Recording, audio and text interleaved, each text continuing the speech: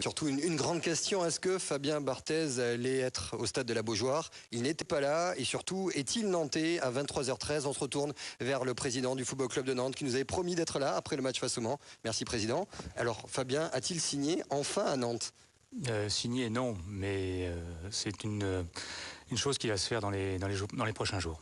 Voilà, il y aura une conférence de presse demain où Fabien reviendra longtemps sur les raisons de son retour. Lui, le retraité champion du monde qui va porter son expérience donc à cette équipe nantaise. C'est donc Stojkovic qui était dans les buts ce soir, mais l'ombre du divin chauve planait sur la Beaujoire. Regardez l'accueil des supporters. Bienvenue.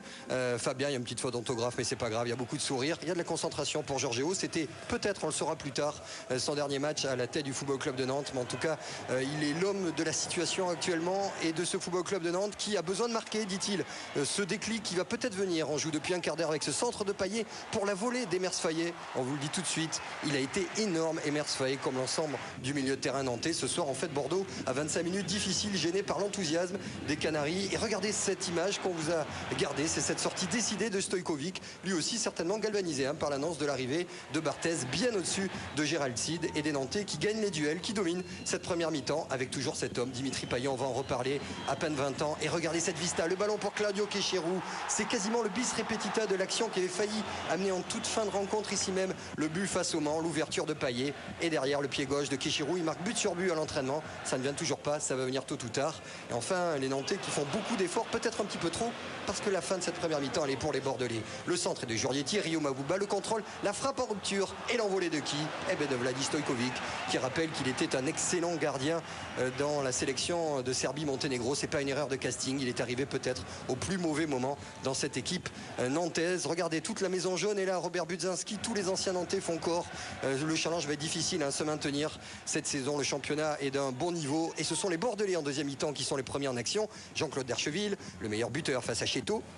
Le centre de Dercheville, ballon deuxième poteau pour Wendel, Yamikou au centre, il choisit la frappe et l'arrêt de Stojkovic qui a bien fermé son angle. Alors peut-être sur ce coup-là, le Brésilien, trouvaille de Ricardo, aurait dû chercher Mikou ou un centre-tir devant le but. Bordeaux qui a une bonne période dans ce premier quart d'heure de deuxième mi-temps, de l'espace pour Chama qui fait son retour comme titulaire. Il a beaucoup de temps à rattraper, lui qui n'a marqué que 2 fois cette année. Le gauche-droite, la frappe et l'arrêt encore une fois de Stojkovic. Dès lors c'est une vraie bonne période nantaise avec toujours, bien qu'il y ait Emers Faye côté droit, le centre de Faye. Regardez l'acrobatie incroyable de Darocha. Il avait marqué déjà un but heureux, même s'il était marqué du saut de la volonté face au Paris Saint-Germain. Là c'est une aile de pigeon rétro-pivotante et à l'arrivée cette claquette impeccable d'Ulrich Ramé. On ne se lasse pas de ce qui aurait pu être peut-être le but de ce week-end européen. L'entrée de Williamson avec la petite tape amicale de Georgeo. Williamson, il fait partie des déceptions nantaises jusqu'alors, lui international suédois. Le centre et encore de Faye pour la tête de Diallo. Entrée en jeu, 16 buts l'an passé, toujours pas de but pour Diallo. Georgeo bien sûr regarde sa montre parce que Nantes pousse. Nantes a peut-être au bout cette victoire qui le fuit depuis le match ici même face à Monaco. 2 mois sans la moindre victoire. Payet entre en jeu, il reste quelques minutes à jouer. La frappe terrible du joueur de la Réunion et l'arrêt d'Ulrich Ramé. C'était la dernière occasion de ce Nantes-Bordeaux. Autant le match face au Mans avait été poussif de la part des Nantais. Nantes a vraiment tout fait ce soir pour aller chercher une victoire qu'ils auraient dû mériter. Au point, Stojkovic a été très bon dans les buts et à l'arrivée, nouveau match nul pour des Nantais. Nantes qui ne décolle pas et le SOS buteur du côté de Nantes est toujours vraiment d'actualité. Il manque incontestablement quelqu'un pour mettre au fond ces très belles velléités offensives de la part des Canaries.